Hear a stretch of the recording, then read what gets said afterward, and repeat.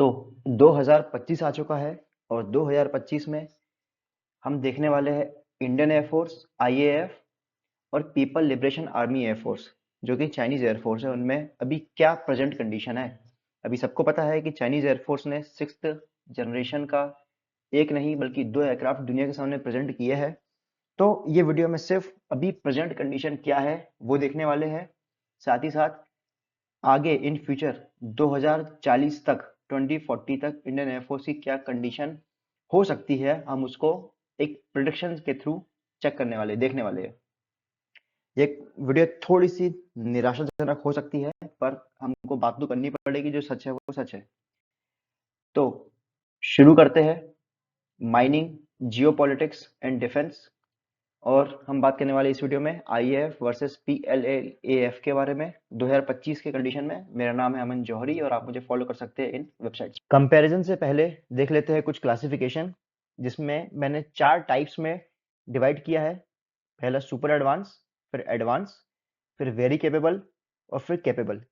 Capable में रखा है 4th जनरेशन को, वेरी केपेबल में 4.5 को, एडवांस में 5th को और सुपर एडवांस में 6th जनरेशन एयरक्राफ्ट को, जिसकी फर्स्ट फ्लाइट हमारे सामने हो चुकी है। 4th जनरेशन की बात करें तो एटलीस्ट में कुछ मैंने क्राइटेरिया रखे हैं कि इसमें मिनिमम चीज तो होनी ही चाहिए, तभी हम उसको 4th जनरेशन बोलेंगे। जैसे कि पीईएसए रडार, ये इसने मैकेनिकल रडार को रिप्लेस किया था। और पीईएसए रडार एक इलेक्ट्रॉनिकली स्कैन्ड रडार है जिसमें मल्टीपल एंटीनाज होते हैं पर सिंगल ट्रांसमीटर होता है। उसके बाद आईआरएसटी जो पैसिव स्कैनिंग करता है, infrared search and track, BVR capability at least उसमें होनी चाहिए, तब उसको 4th जनरेशन एयरक्राफ्ट बोलेंगे। फिर बात करें हम 4.5 की, तो उसमें ए से भी हो सकता है या पी से भी हो सकता है।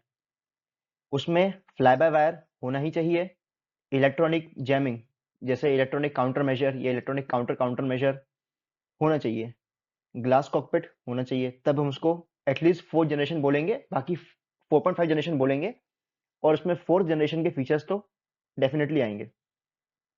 वही बात करें 5th जनरेशन की, सबसे पहले स्टेल्थ की बात करते हैं। स्टेल्थ क्यों अलग ही है, वो उसी ने एक अलग क्लास बनाई। सबसे पहले हमने देखा F117 नाइटहॉक में, उसके बाद F22 में देखा हमने, फिर F35 में देखा। तो स्टेल्थ एक अलग क्लासिफाई करता है इस एयरक्राफ्ट को। उसके बाद AES रडार होना एटलीस्ट होना ही चाहिए। सुपर क्रूज करने की कैपेबिलिटी, मतलब सुपर क्रूज का मतलब यह है कि एयरक्राफ्ट बिना आफ्टर बर्नर्स का यूज करे वो 1 मैक की स्पीड या सुपरसोनिक स्पीड अचीव कर लेता है, उसको हम सुपर क्रूज बोलेंगे। और मैं आपको बता दूं डिफरेंस एईएसए और पीईएसए में। तो एईएसए में मल्टीपल ट्रांसमीटर्स होंगे और उन्हीं के साथ मल्टीपल एंटीनास होंगे। वहीं पीईएसए में ट्रांसमीटर तो एक ही था पर एंटीनास जो थे वो मल्टीपल थे। तो एईएसए में जो कि ट्रांसमीटर मल्टीपल है, एंटीनास मल्टीपल है, तो फ्रीक्वेंसी भी मल्टीपल निकलती है, जिसकी वजह से जैमिंग ऑलमोस्ट एईएसए को इम्पॉसिबल है। करंट सिनेरियो में एईएसए जैम नहीं हो सकता। उसके बाद ईओटीएस, इलेक्ट्रो ऑप्टिकल टारगेटिंग साइट, मतलब ये क्या चीज है। तो एयरक्राफ्ट में यूजुअली एक लेजर गाइडेंस पॉड कैरी की जाती है, जो अपने लेजर गाइडेड बॉम्ब्स होते हैं उनको ड्रॉप करने के लिए एक गाइडेंस पॉड कैरी करते हैं, जो कि एक लेजर मार्क करते हैं जमीन पे। तो वो लेजर गाइडेंस पॉड प्लस जो आईआरएसटी है वो प्लस इलेक्ट्रॉनिक जैमिंग का काम, ये सारा काम कर सकता है ईओटीएस। तो हमने ये F35 में भी देखा है, चाइना के J20 में भी देखा है हमने, और जो भी एक टर्किश प्रोजेक्ट जिस पे काम चल रहा है उस पे भी ईओटीएस देखा है। तो हम ये मान के चल सकते हैं कि 5th जनरेशन जो एयरक्राफ्ट है उसमें एटलीस्ट ये चीजें तो होनी ही चाहिए। फिर बात करते हैं 6th जनरेशन एयरक्राफ्ट की। तो सबसे पहला रिफाइंड स्टेल्थ, जो कि अभी हमने चाइनीज एयरक्राफ्ट में देखा है। रिफाइंड स्टेल्थ क्या है? रिफाइंड स्टेल्थ में जो कि हमने चाइनीज एयरक्राफ्ट में देखा, जिसमें वर्टिकल स्टेबलाइजर्स, जिसमें रडर लगा होता है, रडर जो एयरक्राफ्ट को डायरेक्शन देते हैं, वो उसमें नहीं है, वो टेल लेस डिजाइन था वो। तो एक रिफाइंड स्टेल्थ है, क्योंकि साइड से अगर एयरक्राफ्ट में वर्टिकल स्टेबलाइजर्स होंगे तो साइड से उसका आरसीएस, रडार क्रॉस सेक्शन, बढ़ेगा। तो रिफाइंड स्टेल्थ होना चाहिए। उसके बाद एईएस रडार होना चाहिए, पर एईएस कौन सा? Gallium nitride. फिर लॉयल विंगमैन, 4 या 5 जितने भी कैरी करे। उसके बाद एक काफी बड़ा वेपन्स पेलोड होना चाहिए। स्पेसिफिकेशन के बाद हम बात करें आईएएफ की 2025 की, तो इसमें हम देखते हैं कि हमने इसमें भी बांट रखा है वही, एक वेरी केपेबल 4.5 जनरेशन और उसके बाद केपेबल। इसमें हमारे पास राफेल है, तेजस है, मार्क 1, सुखोई, मिग 29 और मिराज 2000। मैं बाकी एयरक्राफ्ट की बात नहीं कर रहा हूँ, जैसे जैगवार्स हो गए या मिग 21 हो गए। हम सिर्फ केपेबल एयरक्राफ्ट की बात कर रहे हैं जो कि फ्यूचर में भी हमारे पास रहेंगे। राफेल की बात करें 36 के नंबर में है, तेजस मार्क 1 40 भी नहीं, थोड़ा कम है, एक क्रैश कर गया है। सुखोई 30 260 272 ऑर्डर किए थे, 12 क्रैश कर गए हैं, 260 का करंट नंबर है हमारे पास। मिग 29 60 लिखा है मैंने, फिर भी थोड़ा सा कम है क्योंकि एक अभी क्रैश किया था 2 महीने पहले जिसमें फ्लैट स्पिन में एयरक्राफ्ट फंस गया था। वहीं मिराज 2000 50 के नंबर्स में है। बात करें पीपल्स लिबरेशन आर्मी एयरफोर्स की 2025 की, तो इसमें भी हम कैटेगरी करेंगे, वो भी 4, केपेबल, वेरी केपेबल, एडवांस और सुपर एडवांस। सबसे पहले बात करते हैं उनके J-10A की। ये एयरक्राफ्ट उनका पहला 4th जनरेशन एयरक्राफ्ट था और ये इजरायली एयरक्राफ्ट लावी के ऊपर बेस्ड था। फिर J-10B और C, सुखोई 27, फिर सुखोई 27 का ही लाइसेंस कॉपी J-11, सुखोई 30 उसकी लाइसेंस कॉपी J-16, फिर सुखोई 35, J-20 और J-35। इसके बाद एक उनका ड्रोन है GJ-11, एक स्टेल्थ ड्रोन है, हमको लेना पड़ेगा इस लिस्ट में। उसके बाद अभी जिन्होंने एयरक्राफ्ट J-36 और J-35 दुनिया के सामने रखा, तो जो कि फोर्सेस में एयरक्राफ्ट आए नहीं है, चाइनीज एयरफोर्स में नहीं है, पर उनके पास है, इसलिए हम इनको रख रहे हैं। आज नहीं, 7 से 8 साल बाद उनके फोर्सेस में आ जाएंगे। बात करें नंबर्स की, J-10A 250 के नंबर्स में कुछ क्रैश हुए, वो डाटा तो चाइनीज हमको सही से बताएंगे नहीं। J-10B C, J-10B और C जो है वो बेटर है, क्यों?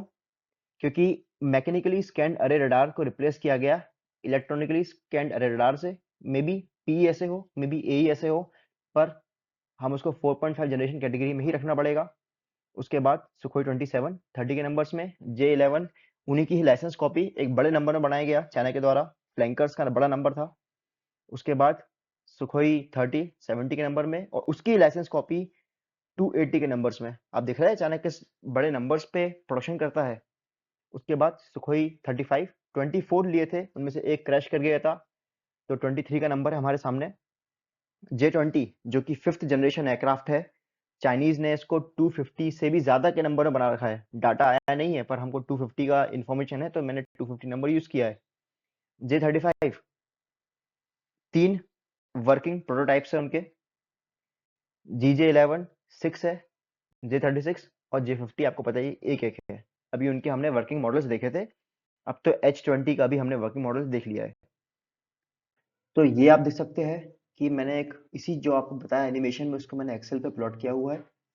और इसमें ये देख सकते हैं कि इसमें मैंने वही सेम चीज़ डाल रखी है कैटेगरीज में, कि किस तरह से जनरेशन्स, जैसे 4th capable, 4.5 very capable, 5th और 6th एडवांस, सुपर एडवांस, और यही उसकी मिनिमम रिक्वायरमेंट्स उन जनरेशन्स के अकॉर्डिंग।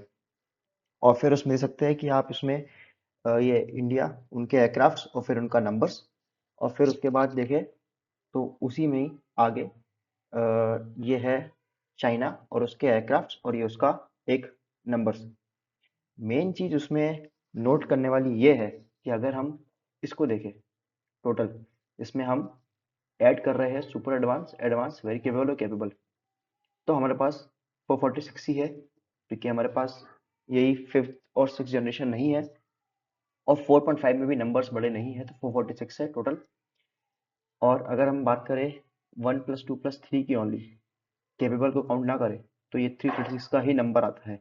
वहीं अगर बात करें चाइनीज की, तो ये नंबर 3 टाइम्स ज़्यादा है, कि 446 के अगेंस्ट में 1400 है और 336 के अगेंस्ट में 1100 प्लस है। वहीं बात करें फोर्स मल्टीप्लायर्स की, जो कि एवेक्स है, तो 250 डिग्री स्कैनिंग में 6 है जो कि हमारे नेत्रा एवेक्स है, और 360 डिग्री स्कैनिंग में 3 है जो कि IL-76 है। वहीं मतलब हमारे पास अराउंड 9 के आसपास है। वहीं अगर बात करें चाइनीज़ की तो ये नंबर 250 में 11 और 360 में 18 है। अराउंड 30 के आसपास एवेक्स वो पोजेस करते हैं। ये इमेज है एक एवेक्स की। तो वहीं बात करें टैंकर्स की, IL-78 इंडिया भी चाइना भी दोनों यूज़ करता है। हम 6 है और उनके पास 10 टैंकर्स वो ऑपरेट करते हैं।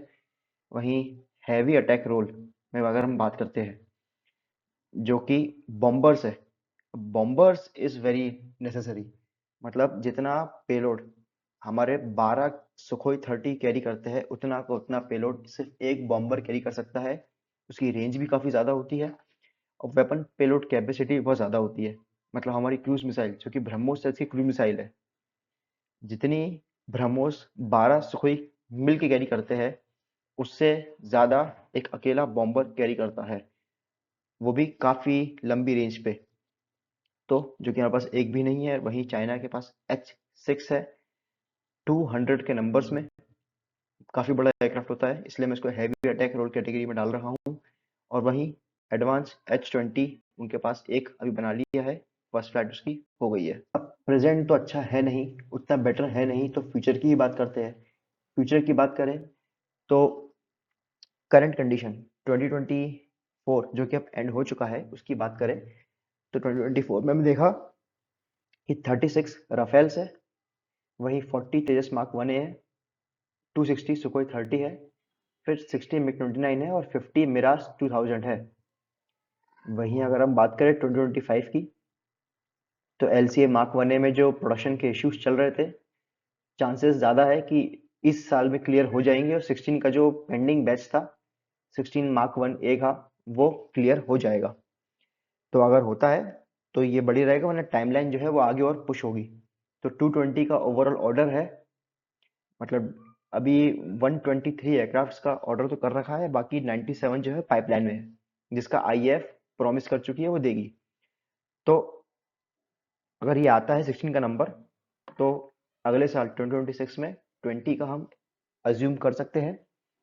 और फिर उसके बाद 24 एयरक्राफ्ट पर ईयर के हिसाब से जो कि HAL प्रॉमिस कर चुका है वो चालू कर देगा। और अगर 24 एयरक्राफ्ट पर ईयर के हिसाब से प्रोडक्शन का स्टार्ट होता है तो 2032 तक पूरा 220 LCA तेजस का जो नंबर है वो अचीव हो जाएगा। वहीं अगर हम बात करें सुखोई 30 की, 260 का नंबर करंट है, पहले 272 का था, 12 क्रैश हो गए। तो हमको पता है कि वो जो नंबर है 12 उनका हमको रिप्लेसमेंट करना था। तो गवर्नमेंट ने उसके लिए ऑलरेडी जो है तैयारी कर ली है। ऑर्डर किसी भी वक्त गवर्नमेंट दे देगी। और जो नासिक में असेंबली लाइन खाली पड़ी हुई है HAL की, उसमें ये दोबारा प्रोड्यूस किया जाएगा। तो अगर गवर्नमेंट देती है जल्दी से जल्दी ऑर्डर तो ये 2026 में हम अचीव कर सकते हैं, मतलब एग्जीक्यूट कर देंगे इस ऑर्डर को। और हम यहाँ पे 12, क्योंकि 12 की ही कैपेसिटी उस असेंबली लाइन की, तो एक साल असेंबली लाइन और चल जाएगी। वहीं अगर हम आगे बात करें अपने तेजस मार्क 2 की बात करते हैं। तेजस मार्क 2 2025 के एंड में या 2026 के स्टार्टिंग में इसकी जो फर्स्ट फ्लाइट है हो सकती है। तो फर्स्ट फ्लाइट से अगर हम 4 साल भी ले initial operation clearance IOC batch के लिए, तो भी 2030 से पहले हम पहला जो 10 एयरक्राफ्ट का बैच है वो नहीं देख पाएंगे। उसके बाद 2031 में भी हम 10 और 32 में भी 10 ही देखने वाले हैं, क्योंकि तेजस LCA मार्क 1 की लाइन 24 एयरक्राफ्ट पर ईयर में बिजी रहेगी। तो जैसे ही वो असेंबली लाइन खाली होती है उसके तुरंत बाद हम देखेंगे कि मार्क 2 का भी 24 एयरक्राफ्ट पर ईयर का असेंबली स्टार्ट हो जाएगा। 150 का अगर ऑर्डर करती है गवर्नमेंट तो 2037 तक हम 4.5 जनरेशन LCA मार्क 2 वहां तक प्रोड्यूस करने वाले हैं। वहीं अगर हम बात करें अपने फोर्थ जनरेशन कैटेगरी में, जैसे मिराज है या MiG-29 है, तो करंट तो मिराज का नंबर 50 है, बट हाई पॉसिबिलिटी है कि जैसे जैसे तेजस मार्क 2 इंडक्ट होते जाएंगे वैसे वैसे मिराज को रिटायरमेंट देते जाएंगे। तो 2032 से हम देखना चालू कर सकते हैं कि मिराजेस रिटायर होंगे, और मे बी 2034 तक सारे के सारे मिराजेस हम रिटायर कर चुके होंगे। वहीं बात करें अपने मिग 29 की, तो वही LCA Mark II का नंबर बढ़ता जाएगा और हम उनको भी रिटायरमेंट देते जाएंगे 2035 के अराउंड, क्योंकि अभी तो उनको UPG स्टैंडर्ड पे हमने अपग्रेड किया है। तो 10 साल और सही, तो फिर 2037 तक वो पूरे के पूरे रिटायर हो जाएंगे। वहीं बात करें AMCA की, आमका हमारा अपना 5th जनरेशन एयरक्राफ्ट, तो एज पर HAL 2028 में और उसका रोल आउट होगा, और उसके बाद उसकी फर्स्ट फ्लाइट होगी। हम रोल आउट से अगर 5 साल काउंट कर भी लेते हैं IOC एयरक्राफ्ट के लिए, तो भी 2034 से पहले हम उसका पहला बैच देख नहीं पाएंगे। और फिर 120 का अगर नंबर है, तो 120 का नंबर जाते जाते 2040 हो जाएगा। तो अब इसका मतलब ये है कि हम 2034 से पहले अपनी फोर्सेस में 5th जनरेशन एयरक्राफ्ट देख ही नहीं पाएंगे, क्योंकि ये तो कैटास्ट्रॉफिक होगा, क्योंकि J-35 चाइनीज देने वाले हैं पाकिस्तान को, जो उनका 5th जनरेशन एयरक्राफ्ट है, और मे बी वो 3 या 4 साल में ही दे देंगे, और हमारा अपना एयरक्राफ्ट को 2034 लग जाएगा पहला एयरक्राफ्ट हमको अचीव करने में। तो इसीलिए हमको ना चाहते हुए भी एक 5th जनरेशन एयरक्राफ्ट लेना पड़ेगा बाहर से, ऑप्शन कम है। पर ये एयरक्राफ्ट सुखोई 57 जो मैंने लगा रखा है यहाँ पे, ये हमको ऑप्शन है नहीं हमारे पास, लेना ही पड़ेगा। तो अगर उस हिसाब से चले, तो क्योंकि टाइम टाइम की कमी ना, हमारे पास टाइम नहीं है हमारे पास, हमको पैनिक बाइंग ना चाहते हुए भी करनी पड़ेगी, इतना वेट हम नहीं कर पाएंगे उसमें। इसलिए दे सकते हैं अब कि मैंने यहाँ पे सुखोई 57 मैंने यहाँ पे ऐड कर दिया है, क्योंकि हम वेट नहीं कर पाएंगे ना, क्योंकि 2034 तक हमारा पहला अगर एम का आ रहा है, तो हमको उससे पहले लेना ही पड़ेगा। तो सुखोई 30 MKI, जिसका असेंबली लाइन नासिक की यहाँ पे खाली हो ही जाएगी। We have the facility, we have the assembly line, हमारे इंजीनियर्स ट्रेंड है उस रशियन कैटेगरी के एयरक्राफ्ट पे काम करने के लिए, इंजीनियर्स ट्रेंड है हमारे। तो वही अगर हम देखें, तो अगर हम जल्दी से जल्दी बाइंग करते हैं, मे बी यहाँ पे अगर हम लोकल मैन्युफैक्चरिंग करते हैं, तो अराउंड 2029 से हमारे यहाँ नासिक में बनना चालू हो जाएंगे सुखोई 57, और 12 एयरक्राफ्ट पर एक हिसाब से डिलीवरी होएगी। तो एम का जो 2034 में आएगा, उससे पहले ही हम अराउंड 60 एयरक्राफ्ट तो हमारी सर्विस में ऑलरेडी होंगे, जो कि 5th जनरेशन होंगे, और उसके बाद 2038 तक, या हम उसके आगे और ऑर्डर करें, हमारे पास अराउंड 120 के आसपास सुखोई 57 हो जाएंगे। तो अगर हम इन सबका सम करते हैं, इन सबका सम जिसमें सुखोई 57 इंक्लूडेड है, तो 2040 तक 922 का नंबर्स होगा। 15 ईयर्स जो कि आगे है, तो हम मान के चलते हैं कि 22 एयरक्राफ्ट क्रैश भी हो जाएंगे। एयरक्राफ्ट क्रैश होते हैं, ज़्यादा ही होते हैं ये नंबर्स, फिर भी एक काफ़ी ज़्यादा कंफर्टेबल नंबर लिया है मैंने। और फिर अगर हम इसको माइनस करते हुए चले, तो एटलीस्ट फिर भी हमारे पास 900 एयरक्राफ्ट होंगे। ये 900 का एयरक्राफ्ट आज की भी करंट चाइनीज फ्लीट के हिसाब से कम है, बट हमको उतनी रिक्वायरमेंट है भी नहीं हमारी। चाइनीज एयरफोर्स कई जगह एंगेज है, एटलीस्ट हमारी एयरक्राफ्ट उतने हो कि हम अपने ही फ्रंट पे, जो चाइना का 1/3 एयरक्राफ्ट एयरफोर्स हमारे सामने होगी, हम उससे कंपटीशन कर पाए। Thanks for learning and stay tuned with mining, geopolitics and defence.